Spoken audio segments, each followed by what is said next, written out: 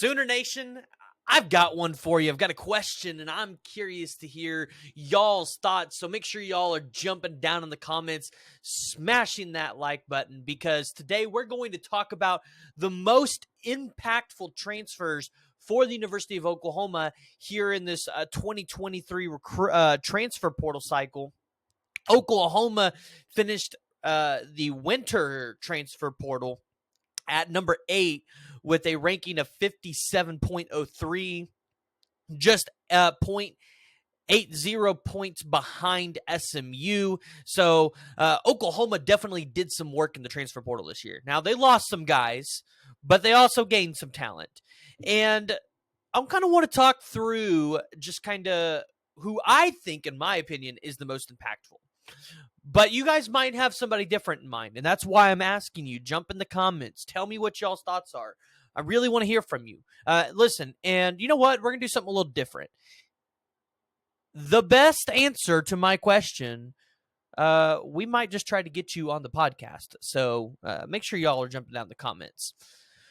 But talking about the transfers that came into this class, there was no short of guys that, definitely are going to be making impacts. You're talking about the defensive lineman from Wake Forest, Rondell Bothroyd, who, hey, we've had him on the podcast. Maybe it's the offensive guard, Caleb Schaefer from, I believe he's from Maryland.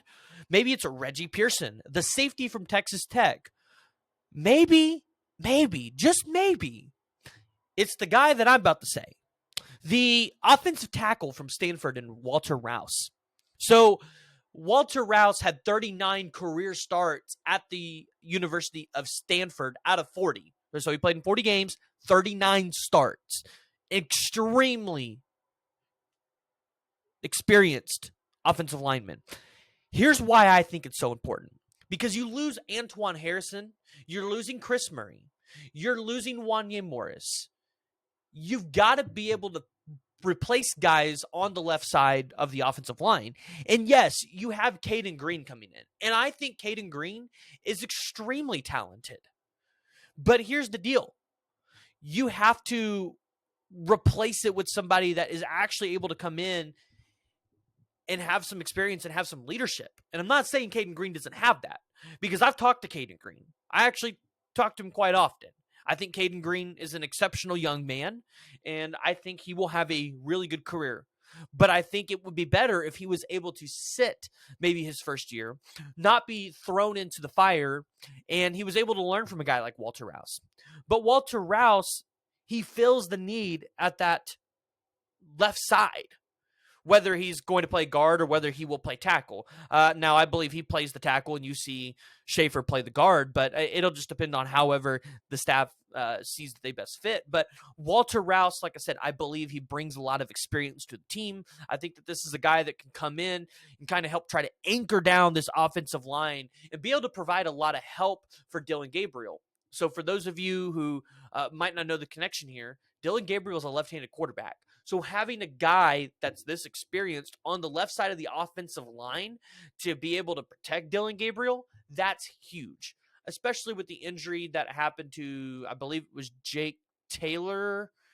Might be wrong on that. So if I'm wrong on that, someone correct me. But I know that it was either Jacob Sexton or Jake Taylor. One of them had a pretty serious injury in the Florida State game. And so I know that there was a lot of concern there about what is Oklahoma going to do with this position. Well, they found their answer. But like I said, you guys might hear and you guys might think it's someone completely different. You know, I know we got the Trace Ford kid from Oklahoma State who, hey, he's from my alma mater at Edmond Santa Fe. Maybe it's Dason McCullough from Indiana, which, don't get me wrong, if you pick Dason McCullough as your most impactful transfer, I would 100% potentially agree with you that, yeah, he could be the biggest potential transfer that we had because, well, look at what he did in a true freshman year at the defensive end position for Indiana, right? Dason McCullough is one of those guys where if he's developed the right way, he could be the perfect person for that Cheetah position, especially as we bring in Samuel Omosigo and Lewis Carter, who maybe they're the future of that position, but they'd get some time to be able to put on weight, learn this defense as they get a guy like Dason McCullough in there who, listen, he's just a dog and he's going to be extremely talented for this Oklahoma Sooners team. So when I look at what they've lost in the transfer portal, you lose a lot because, you lost David Agwebu. You lost several of your offensive linemen, whether it was Marcus Alexander or Bray Walker. You lost some defensive linemen. You lost Clayton Smith, your borderline 5-star edge rusher. You lost Alton Tarver from the 2022 class. You lost Nick Evers. But you gain a lot, too. And you gain a lot of best fit pieces for Venables' defense. So go ahead and jump down in the comments below. Sooner fans, let me know what you all think and who do you think is the most impactful transfer for the Oklahoma Sooners out of this winter transfer portal cycle. I'm sure we're going to have more in the spring, and we'll dissect and dive into that and talk about those commitments as they come, if there's any. But I want to hear from you guys. I really want to hear, who do you guys think is the most impactful transfer for the Oklahoma Sooners going into 2023?